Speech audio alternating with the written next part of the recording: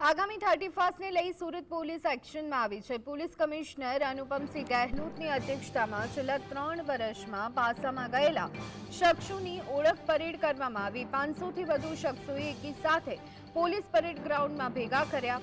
અલગ અલગ police સ્ટેશનમાંથી શખ્સોને police parade ગ્રાઉન્ડમાં બોલાવ્યા। ફરી શહેરમાં ગુનાને અંજામ ન આપે તે માટે પોલીસે ઓળખ પરેડ કરી કડક સૂચન આપવામાં આવ્યા। વારંવાર ગુનાને અંજામ આપનાર ઇસમોની સામે પોલીસ કાર્યવાહી કરશે।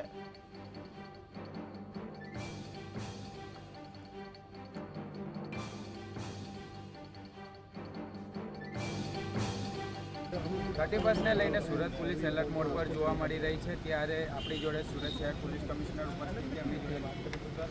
31 લઈને કઈ રીતની તૈયારીઓ? 31 ડિસેમ્બરના રોજ લોકો 2024ના વિદાય આપવા માટે અને 2025ના આવકારવા માટે ભેગા થવાના છે। મોટી સંખ્યામાં હજારો સંખ્યામાં લોકો જો ડુમસ રોડ પાલા રાજનમાં જો ગૌરવપથ અને ઉધના મચલના રોડ ઉપર ભેગા થાય છે।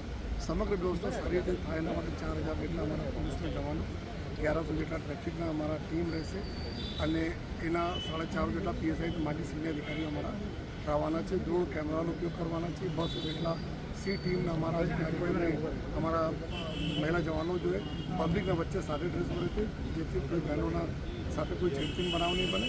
સમગ્ર પ્રક્રિયા કોઈ સારી રીતે જાય એના માટે સમગ્ર તૈયારીઓ અમે લોકો કરી છે।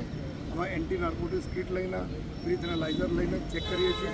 કોઈ પણ વ્યક્તિ અગર અમે ઝડપથી ગાડી ચલાવતા મળશે એના પર ગુનો દાખલ કરીને અમે સીધા એના પોલીસ જોઈએ અને કોઈ નશીલા દ્રવ્યો અને દારૂનું કોઈ સેવન કરતા મળી ગયા તો એના ઉપર અમે ગુનો દાખલ કરીશ। 13 જેટલા જગ્યાઓ પાર્ટીઓના આયોજન કરવા માટે મંજૂરી માટે માંગવામાં આવી છે। આ લોકો સુધી અમે લોકો સીસીટીવીનો ફીડ પણ લઈશ જોઈએ અને પૂરી વ્યવસ્થા સારી રીતે થાય એના માટે અમે પૂરી તૈયારી કરી છે। પૂરા અઠવાડિયે કામગીરી ચાલુ છે। આપના થકી અમે બધાને અપીલ પણ કરીએ છીએ લોકો એન્જોય કરે, પરંતુ એવા કોઈ કૃત્ય નહીં કરે જેથી બીજાને તકલીફ પડે અને આપણા સુરત શહેરના નામ ખરાબ। સાહેબ, અલગ અલગ જાહેરનામું બહાર પાડવામાં આવ્યું છે।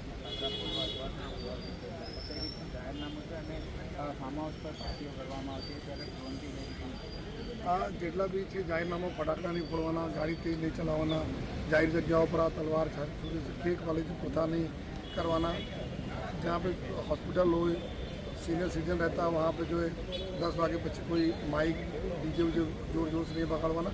આ તમામ પ્રકારના જાહેરનામા કરવામાં આવેલા છે જો અને જો પાર્ટીઓ રહેશે એના લાઈવ ફીટ અમે લોકો સીસીટીવી કેમેરાથી આપણે કંટ્રોલ રૂમમાં લઈશ।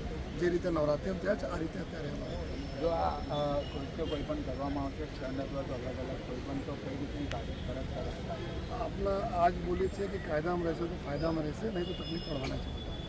બિલકુલ, આ હતા શહેર પોલીસ કમિશનર જેમને જણાવ્યું છે કે જો જાહેરનામાનું ભંગ કરવામાં આવશે તો આરોપીઓ સામે કડક કાર્યવાહી કરવામાં આવશે। પોલીસ કમિશનર દ્વારા એક સૂચન કરવામાં આવ્યું છે કાયદામાં રહેશો તો ફાયદામાં રહેશો। સાઈ જગતાપ, GST।